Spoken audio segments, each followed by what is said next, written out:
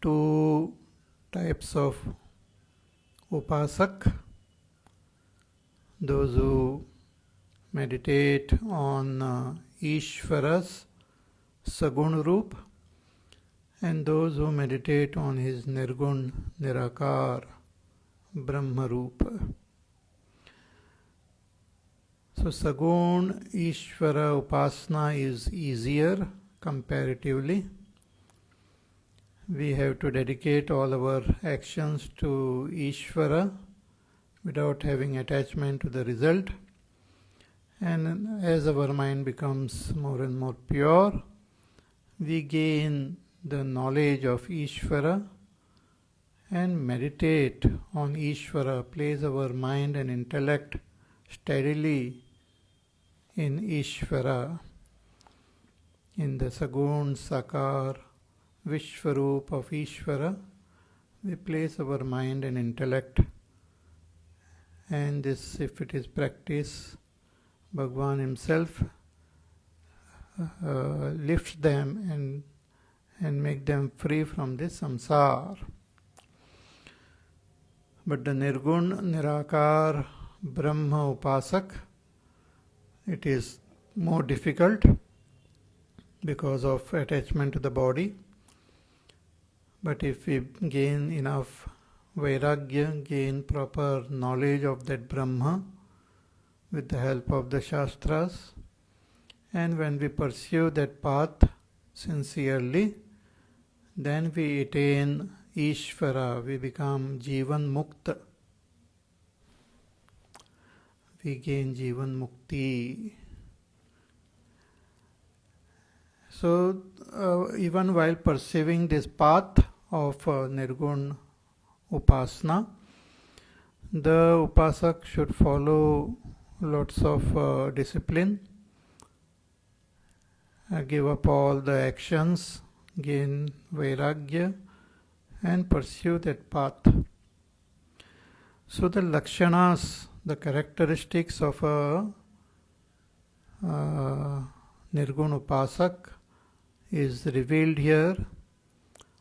These are not only the natural characteristic of a Nirgun Upasak, but also those who want to pursue this path, for them it is a sadhana. They have to strive to cultivate these qualities so that the meditation on that Nirgun Brahma becomes easier. So Bhagavan says, those who have these qualities are my bhakta and they are very dear to me.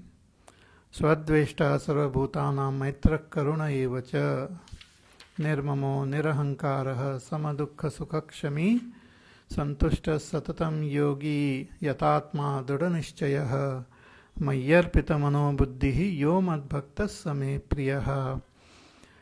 And yasmat no dvijate lokaha lokan no dvijate chayaha harsha amarsha bhayodvegaihi mukto yas sachame priyaha. They are very dear to me. So we saw that yesterday. We were seeing verse number 16. We will chant verse number 16. Anapekshas shuchir dakshaha udasino gatavyathaha sarvarambha parityagi yo madbhaktas same priyaha. Bhagavan says, one who is anapekshaha, doesn't have any expectation from the body, from the world of objects, from the senses, no expectation. Because his peace, his happiness, and his total attention is in Ishvara alone. And is shuchihi, pure from within as well as outside. Then dakshaha has the ability to respond to different situations appropriately. That is called being dakshaha. Then udasinaha. Udasinaha means doesn't take anybody's side, remains unattached to different people around, doesn't take side. न कस्यचित् मित्रादेः पक्षं भजते. If two different parties are there, he will be well-wisher of both the parties, will not take one side, because he has his affection and love towards everyone. So will be same towards all, will not be partial to some. So therefore it's called udasinaha. Then gatavyataha, free from all vyatha, free from all disturbances, agitation, free from all fear. Gatabhayaha. There is no fear in the heart of this jnani bhakta. Totally fearless, because there is a knowledge of that self which is indestructible, deathless. Nobody can take anything away. Nobody can destroy that supreme self. So there is no fear of losing something. There is no fear of any kind. So gatavyataha, no vyatha. See, just as when we are fast asleep, at that time we are one with our own self, that supreme self.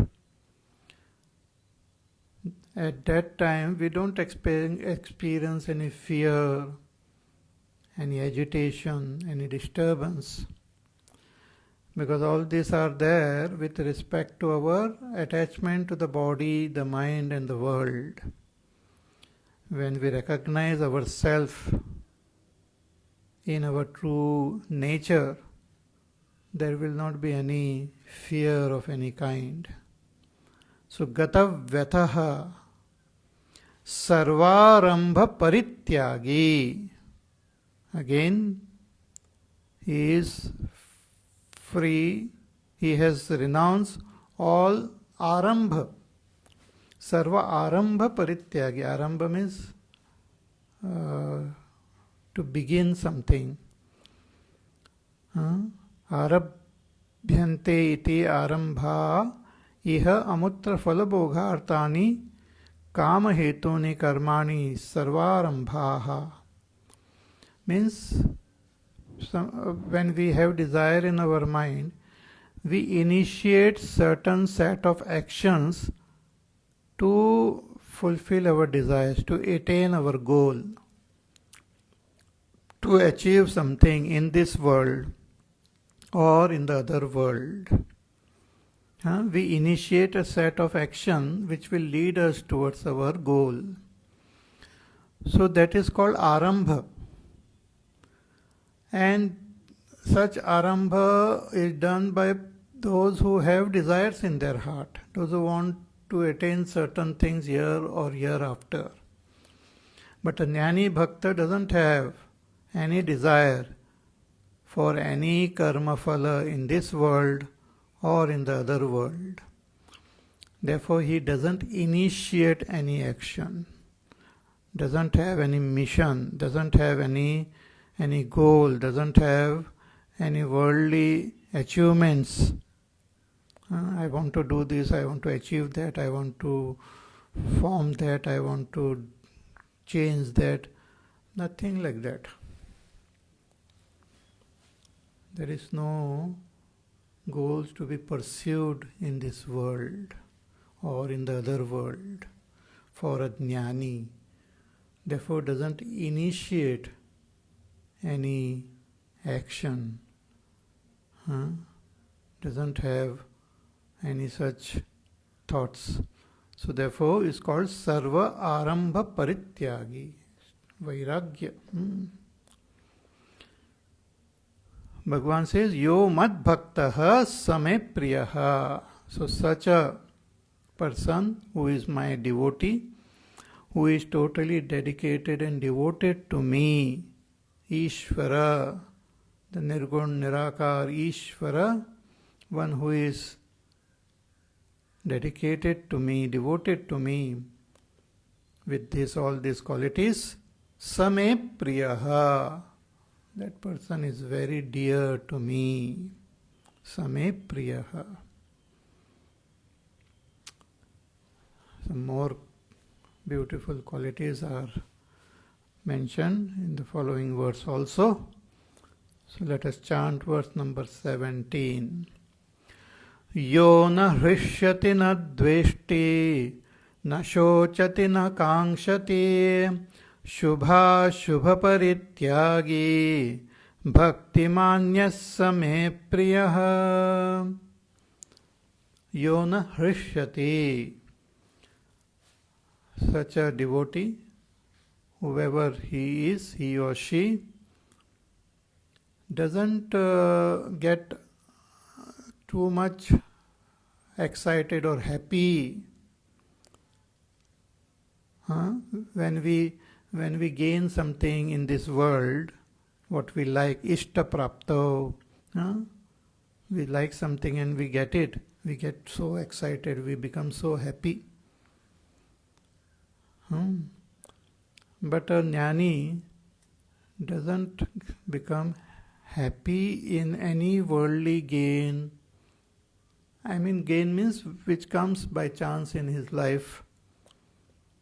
There is nothing which will give that extra excitement in the jnani. And not dveshti, nor does he hate if something is not attained, anishta prapta, or something unpleasant happens. Doesn't have hatred toward that. Means his likes and dislikes, joy and sorrow are not related to the worldly gain or loss. His mind is not agitated by the gain and loss of this world, in this world. He remains ever steady, ever balanced, ever steadfast in that Ishvara alone. So, yona hrishyati nadveshti. An ignorant person is constantly tossed up and down by the happenings of this world. And the world is such, it is constantly changing, and constantly something or other keeps happening in this world. The world never stops. Any time nowadays, with all this news channel, any time of the day you switch on the television and watch any news channel, they will have some news or other. Any time. Breaking news, non-breaking news, exciting news. So all the time something or other is constantly happening in this world.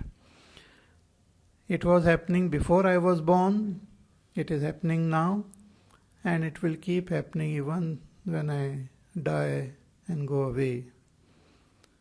And if my mind keeps going up and down with the ups and downs of this world, I will never have time or inclination to meditate on Ishvara. A jnani bhakta is not affected by the worldly ups and downs, doesn't get excited and hit the ceiling, doesn't hate anything, doesn't get depressed and hit the dust. Nothing of that sort happens.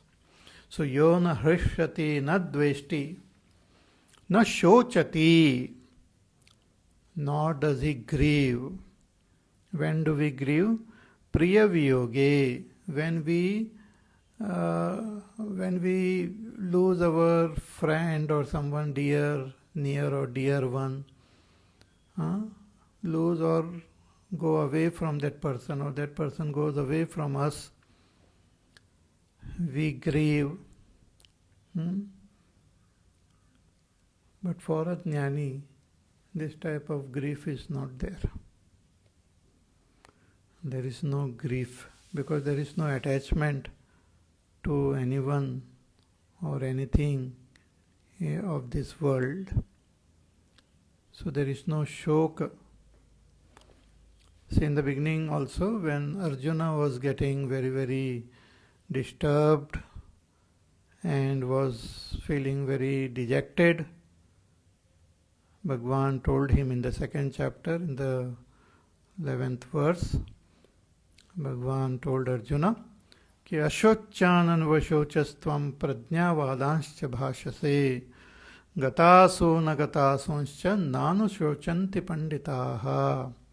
That you are grieving for those for whom you need not grieve. You are grieving that they will die, but nobody dies. The self doesn't die.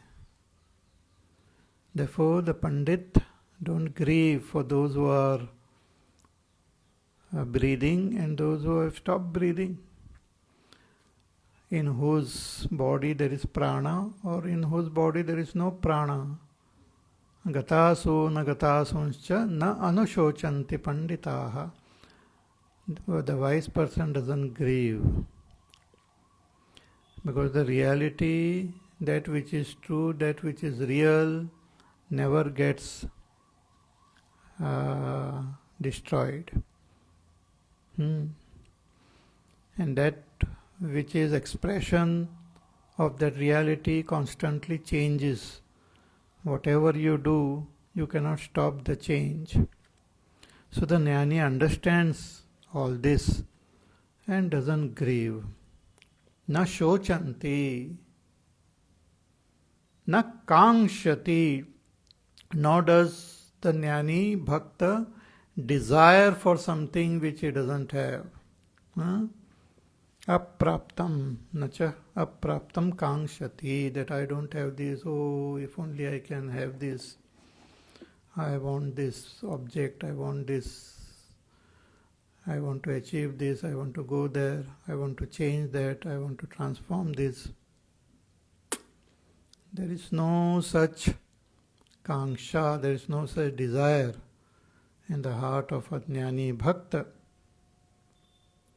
Therefore, Shubha Shubha Parityagi, he has renounced both the Shubha as well as the Ashubha.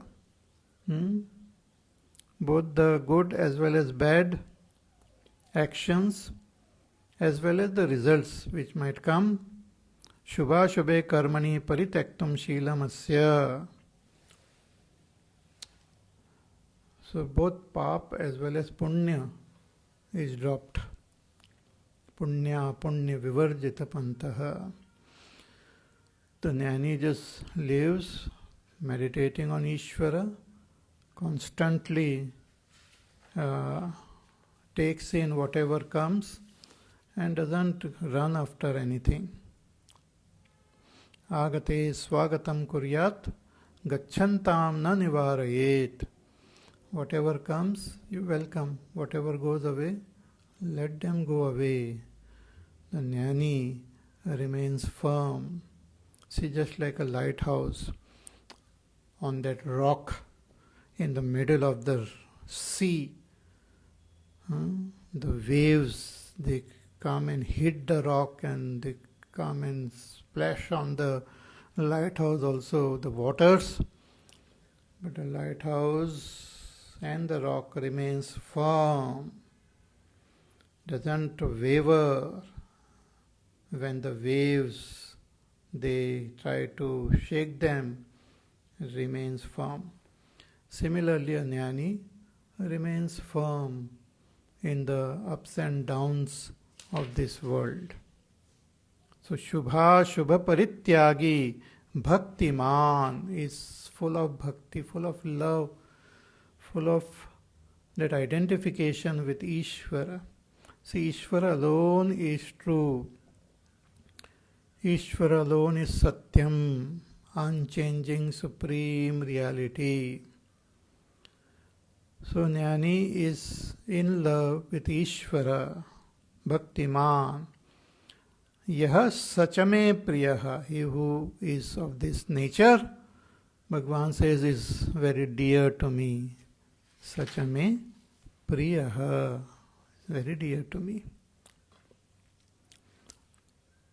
Further, he says, Samashatrau cha mitre cha tatha manapamanayoho shitoshna sukha dukkheshu samasanga vivarjitaha. Bhagavan says, Samaha shatrau cha mitre cha. See, though the jnani considers the whole himself as the friend of the whole world. For a jnani, there is no enemy. He considers himself the friend of all. But people respond and react to the jnani differently. Some may think of that jnani as their enemies. Some may think of him as their friend. And accordingly they might treat him differently. See, even Sri Ramchandraji and Ravan, one of Ramchandraji's name is Ravanari, the enemy of Ravan. Means Ravan considered Ramchandraji as his enemy. Sri Ram did not have any such feeling towards him. He had his welfare, Ravan's welfare, in his heart. Therefore he sends Angad also to talk to Ravan and to convince him to give up this wrong path and return Sitaji. But when he did not agree, then he fought with him and killed him. But otherwise, in his heart, there is only welfare for everyone. So similarly, a jnani looks at the whole world, means he looks at himself as a friend of this world. But the world will not look at him as their friend. So some may think he is an enemy and respond or react to him in different ways. Some react as a friend. So the jnani looks at them in the same vision. Sama shatrau cha mitre cha. He remains sama among enemies and among friends also. In his heart he knows that the same Ishvara resides in their heart also. The same Ishvara is there in the heart of the enemy as well as in the heart of his friend. So samashatrau cha mitre cha. So looks at them in the samana drishti. Tatha manapamanayoho. Again, people treat the jnani differently. Some may show a lot of respect and reverence towards an enlightened person, a bhakta, a sannyasi. They will have great reverence. But there are other people who might not have that reverence. They may ill-treat these people. They may harm them also in different ways. Similarly, they might honor him or dishonor him. So, manapamanayoho.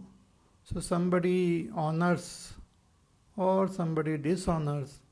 In that situation also, the jnani remains saman, remains free from agitation, disturbance, remains totally balanced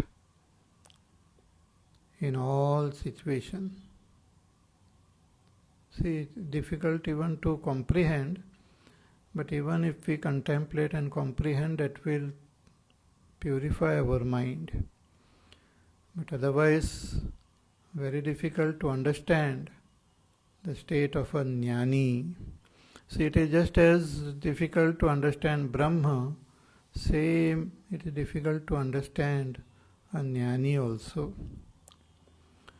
So manapamanayoho tulyaha remains same, and shitoshna sukhadukkeshu samaha also remains same. We remain undisturbed in shita, ushna, sukha, dukkha. Shita means in winter or in cold, too much of cold, or ushna, too hot, too warm, or sukha, if certain things makes the mind happy, or certain things makes the mind sad.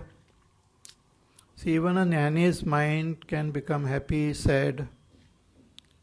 Even a jnani's can feel heat and cold.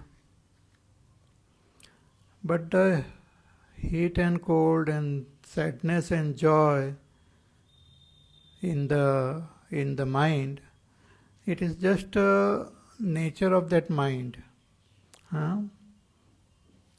It is the nature of the mind.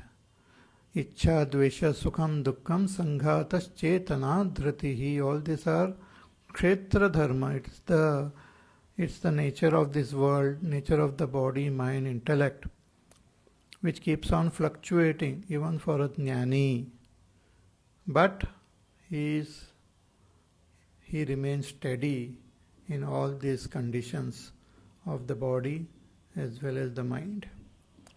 तो शीतोष्ण सुख दुखेषु समः remains sama. And sama sanga vivarjitaha, and also free from all sanga, free from all attachment. There is no attachment to people, no attachment to objects, no attachment to any events, no attachment to place, no attachment to any results, no attachment to achievements of this world or the other world. Sanga vivarjitaha, like akash, space. Space pervades everything, but space is not attached to anything. If you keep an object in space, it will remain there. And if you want to keep it somewhere else, you can easily pick and keep it somewhere else. Space will not object. Space will not stop. Space will not say, no, don't take it away. Because where can you take it away? Everywhere it's the same space. So a jnani is free from attachment to people, things, because he is identified with Ishvara, and Ishvara is everything and everyone. So Sanga Vivarjitaha, such a jnani is dear to Bhagwan. Again in the next verse, Bhagwan says, Tulya nindastutir mauni santushto yena kenachita aniketastiramatihi bhaktiman me priyo naraha. Bhagwan says, Tulya nindastutihi. Again, there are people who will do ninda, censure, talk ill about the jnani bhakta. Or there are those who will do stuti, praise him. So whether the people do ninda or praise, he takes it in his stride, doesn't get disturbed. Tulya, considers it as tulya only. What is praise? Just some hot air coming out, whether it is praise or censure, just words. The jnani doesn't get excited by the praise or the censure of this world. And again, whom are they praising or censuring? Only as much as they can understand. Many people, they just praise the outer thing only of a jnani because they can't penetrate and understand his real depth. Once somebody asked Pujya Gurudev that please tell us about your Guru, Swami Taponji Maharaj. Gurudev said that externally about his body, about where he was born, this and that, all that you know. But that is only the outer expression of my Guru. If you really want to know who my Guru is, you study the Upanishads. The Upanishads talk about him.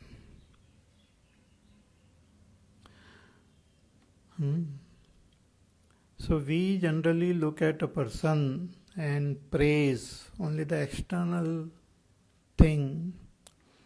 Our own teacher, we will talk about how he walks, how he talks, how he dresses, or what he has done outwardly.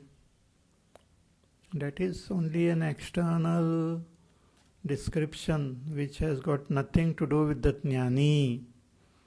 The jnani is sakshat, that Brahma only. Jnani is that Brahma. You cannot do stuti nor can censure that jnani. Is beyond both.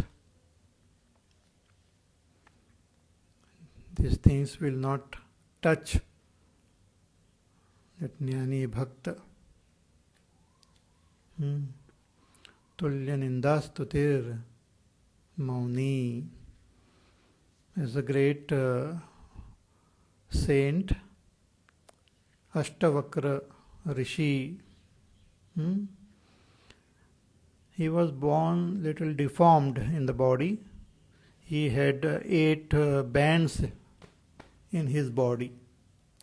Body was crooked, bending at every place. So he used to appear very strange outwardly. Even used to walk in a strange way. But he was an enlightened master. Ashtavakra Maharaj. So once he went to Raja Janak's darbar. Raja Janak was a great enlightened king, and he used to encourage and he used to honor wise people. He had great affection and respect for enlightened, wise, knowledgeable people. So Ashtavakra, when he went to his darbar, other people were sitting there, the ministers and few others were there, ordinary people. They might have great rank in the world, ministers and all sorts of things, but mentally ordinary only. So when they saw Ashtavakra Maharaj entering, many of them started laughing, seeing his walk. So Ashtavakra Maharaj approached the king and he addressed those people. He asked them that what are you laughing at? Are you laughing at the pot? Or are you laughing at the pot maker? Whom are you laughing at? Are you laughing at this body? Or are you laughing at Ishvara, who is residing in my heart, who is my own self? That is the vision of a jnani. If we praise or censure, we are only praising or censuring his outer form only. Therefore, he doesn't get excited by ninda or by stuti also. Tulya ninda stutihi. Mauni. Mauni means Maunavan Sanyata Vak, having total control over his Vani. speech. He has got total control over his speech. Means if he doesn't, if he, it doesn't, if he wants to be quiet, he can remain quiet, he can remain silent. If he wants to convey something, he will speak. Otherwise, he will remain absolutely still, silent. See, suppose you are sitting at one place and unnecessarily shaking your head or legs or hands. It looks so funny. You just are sitting quietly. Why can't you just sit quietly? But we keep moving, shaking, which can be noticed by others. But if you dive deep within your own mind, the mind also keeps on shaking, moving, talking, thinking, never silent. But the jnani's mind is absolutely still, absolutely silent. Therefore, he can keep his Vani also absolutely under his control and totally silent. Will speak only when necessary.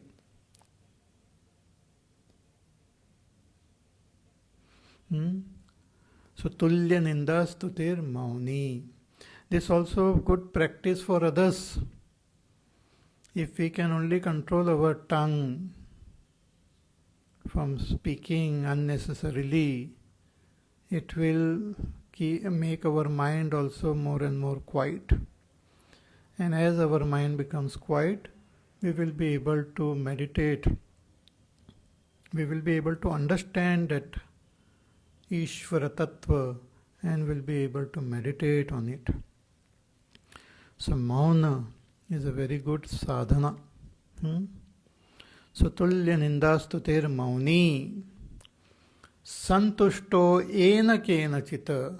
Jnani remains santushta, content, happy with whatever comes in his life.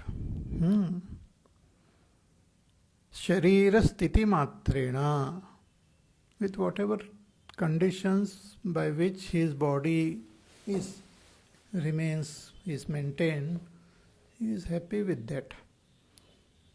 Doesn't demand anything, doesn't perceive anything, doesn't want to change anything. Whatever comes for the maintenance of his body, that is fine. Shankaracharya ji quotes one shloka from Mahabharata, Shanti Parva, describing a jnani, कि येन केनचित् आच्छन्नः येन केनचित् आशितः यत्र क्वचन शायी स्यात् tam deva brahmanam viduhu. Such a person is called Brahmana, enlightened master by even the devatas. Who yena kenachit achannaha, who is fed by anyone. Means a jnani remains like that. If the world wants to feed him, he will eat. Otherwise, he remains just like that. Achannaha, anyone can dress him, put some clothes on him, otherwise he remains nagna only. Kenachit ashitaha, whoever feeds him, he eats.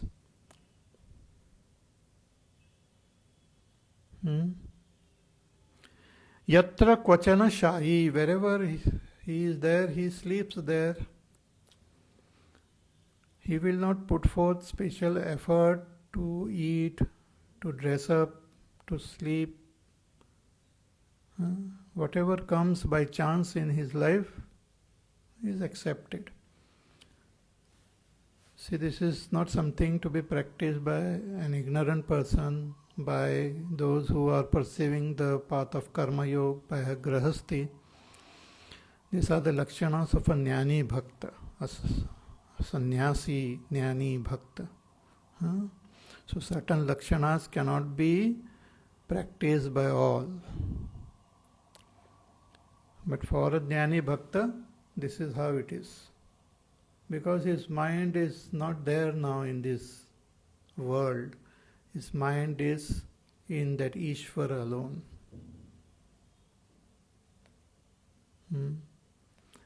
So he remains alive, or as long as the world takes care of him, feeds him, dresses him, he will proactively not do anything. So the prarabdha of the world will determine the jnani, how long he lives, how he will live. He himself is not interested. He is neither interested in living nor not living. His mind is in Ishvara alone. So santushta yena kena chita. See, just as a person who is dreaming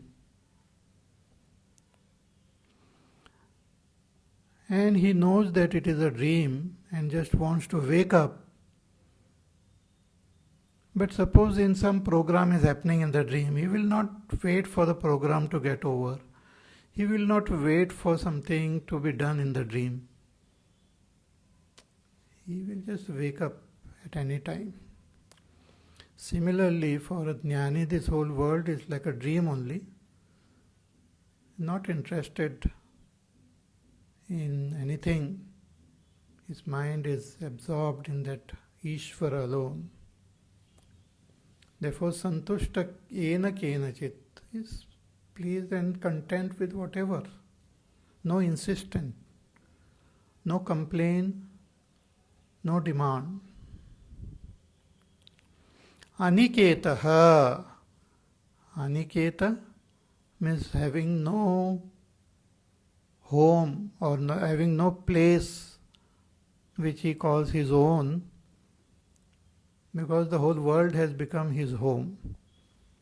He Vishvachimaze Ghara, the whole world is his home, so doesn't have a particular place as his Niketa, as his home. So Niketaha Ashrayo Nivasaha Niyato Na Vidyate.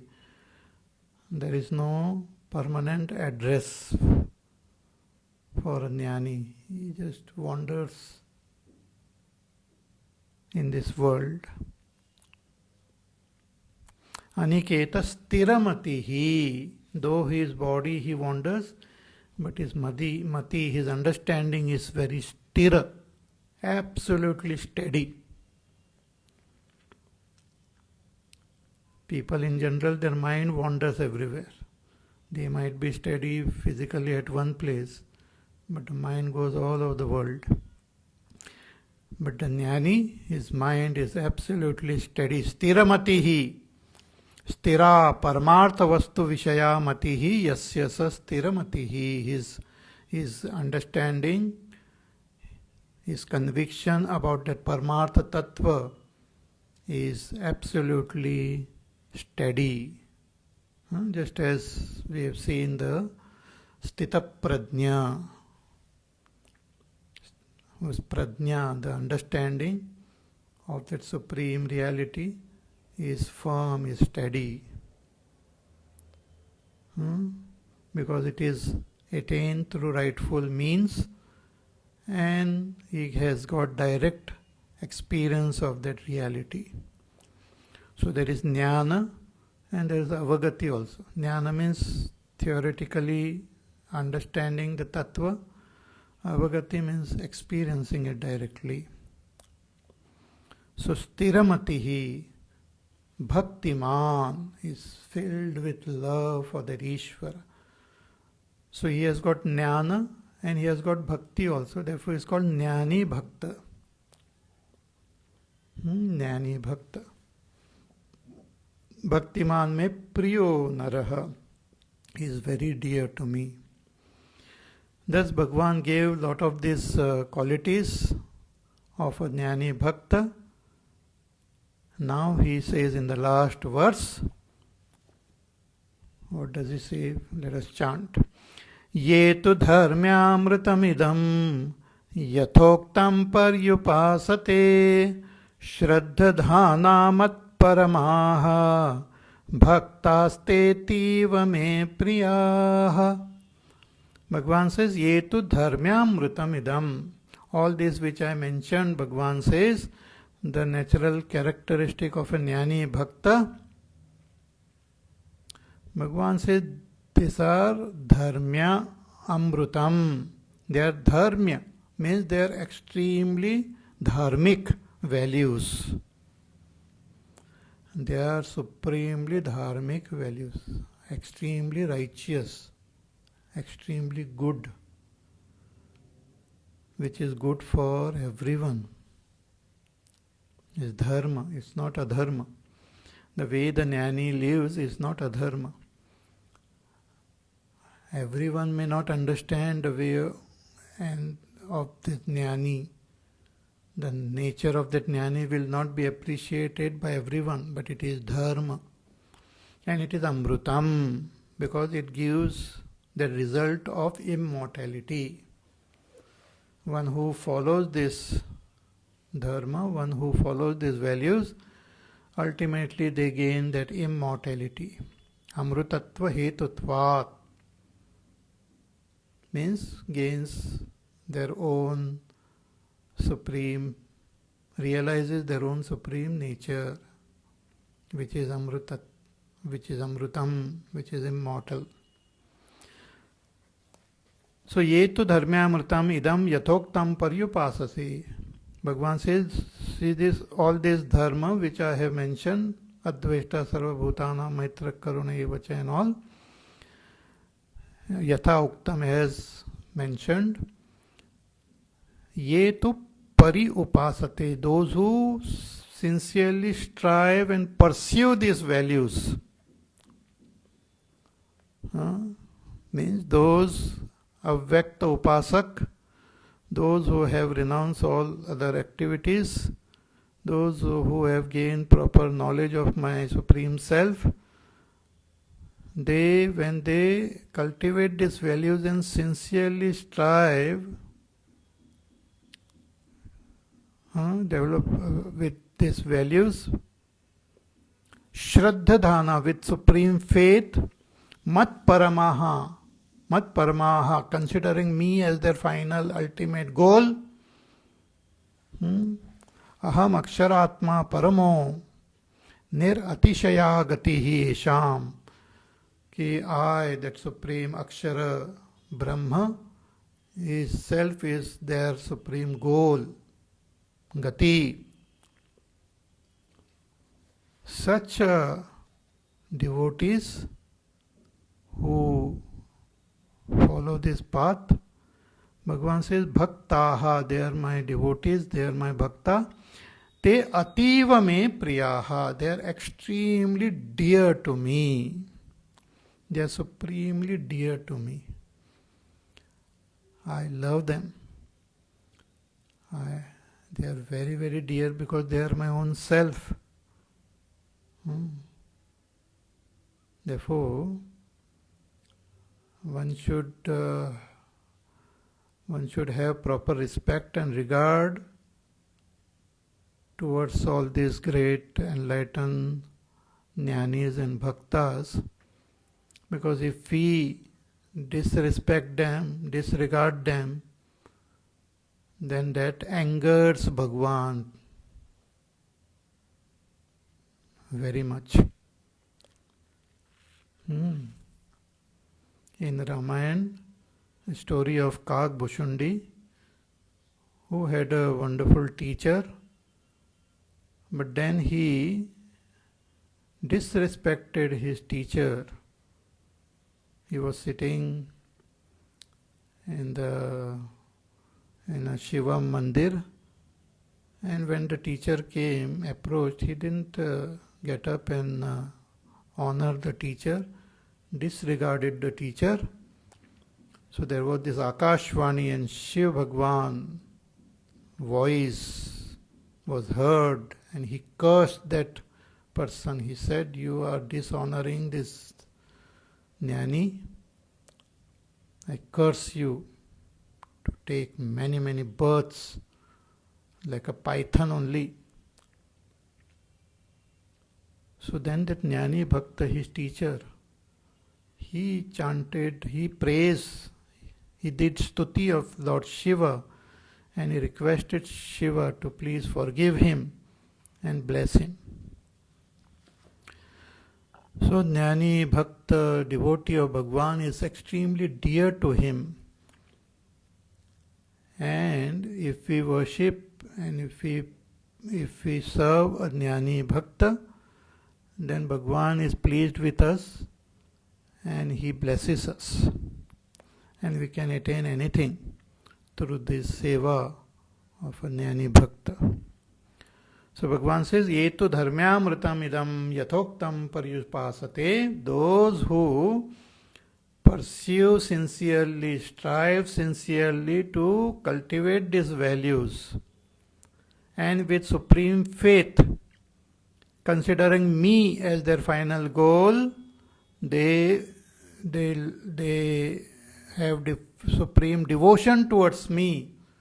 Bhagwan says such devotees are extremely dear to me. And dear to me means Bhagwan then blesses them and gives them Jivan Mukti and Videha Mukti also. While living in this world, they become free of this samsara, and once the body is dropped, they attain that Videha Mukti. Here Shankaracharya ji writes कि यस्मात् धर्म्यामृतम् इदं यथोक्तम् अनुतिष्ठन् भगवतो विष्णोः परमेश्वरस्य अतीव मे प्रियो भवति.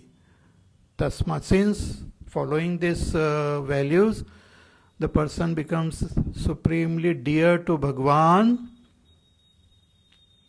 Therefore, tasmat idam dharmyamrutam mumukshuna. Therefore, the mumukshus, those who want liberation, they should put forth effort, yatnataha anushteyam, put forth effort to cultivate these values and become dear to Bhagwan. Vishnoho priyam param dhama jigamishuna iti vakyartaha. Become very dear to Bhagwan, then they will attain Ishvara, they will attain the Param Dham, Bhagwan's ultimate abode. They will gain that oneness with Ishvara. So these are the most beautiful values, characteristics mentioned here, which we can pursue as much as we can. For a Nirgun Nirakar Upasak, he should pursue this 100%, but others can pursue as much as they can. Okay? Finally, the Sankalpa Vakya is there. Om Tatsada iti Srimad Bhagavad Gita Su Upanishatsu Brahma Vidyayam Yoga Shastre Shri Krishna Arjuna Samvade Bhakti Yogo Nama Dvadashodhyayaha. Thus, this Upanishad called Bhagavad Gita, the 12th chapter, in which we have dialogue between Krishna and Arjuna, conveying Brahma Vidya and Yoga Shastra.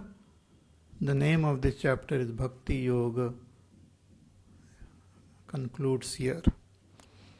So it's a very beautiful chapter, short and sweet, only 20 verses, but extremely beautiful, in which Bhagwan talks about his Saguna Bhakti, Saguna Upasana, as well as Nirguna Upasana. Both the Saguna Upasak and Nirguna Upasak attains Bhagwan.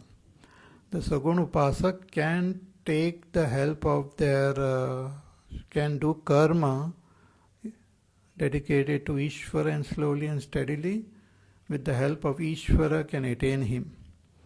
The Nirguna Upasak have more Vairagya, they gain that knowledge, they drop all karmas, cultivate these values, sincerely meditate on that Nirgun Nirakar Brahma, and attains Jivan Mukti, means become free here in this while living in this world itself.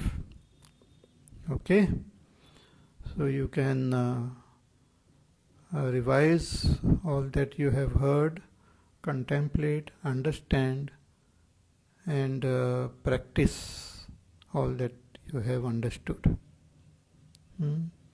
As per the guidance of the teaching of Bhagwan, do your sadhana. Okay, so thus we completed this 12th chapter. So we have completed 12 chapters of Bhagavad Gita. Very important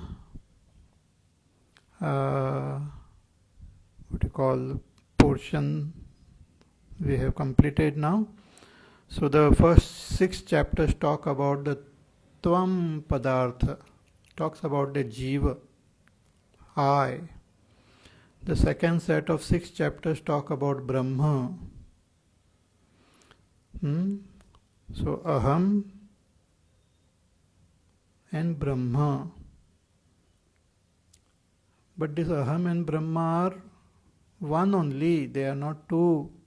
So Aham Brahmasmi. So I, the Jiva, is actually Brahma. So that understanding of our oneness will be revealed in the following chapters, in which the 13th chapter, the next chapter, is most fascinating, most beautiful, and very sublime and very good. So it has to be understood properly. If you understand that chapter, then you will not only have understood Bhagavad Gita, but you have understood the very essence of the whole Vedanta.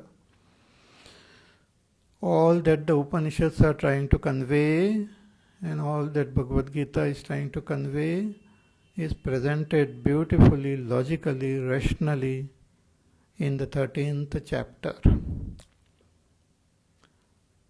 So you have to listen to this chapter with full attention and properly. So now we will give some break before we begin the 13th chapter. So tomorrow is Friday, then Saturday, Sunday, 3 days chutti, so that you can revise whatever portion you have studied.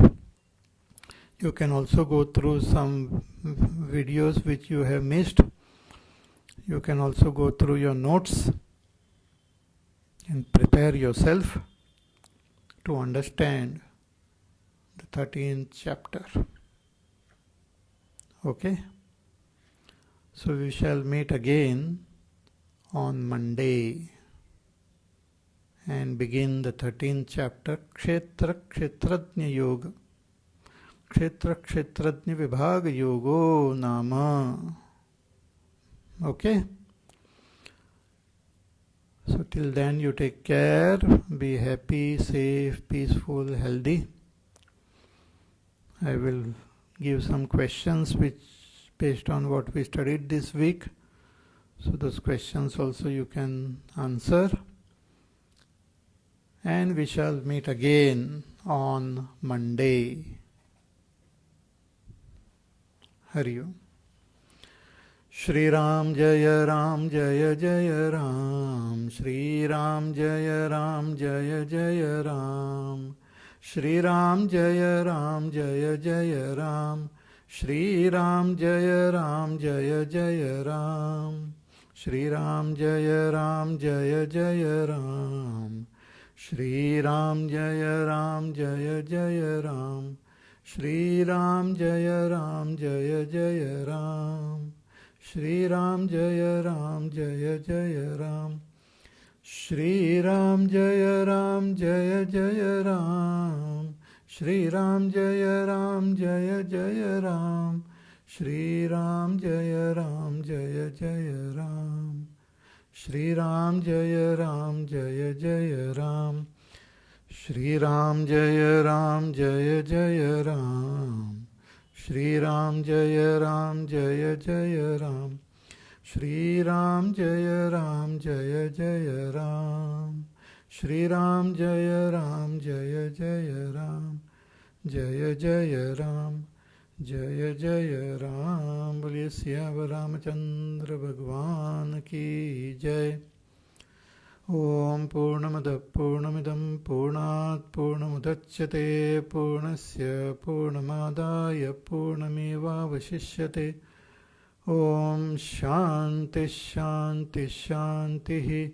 हरिः ॐ श्रीगुरुभ्यो नमः. हरिः ॐ.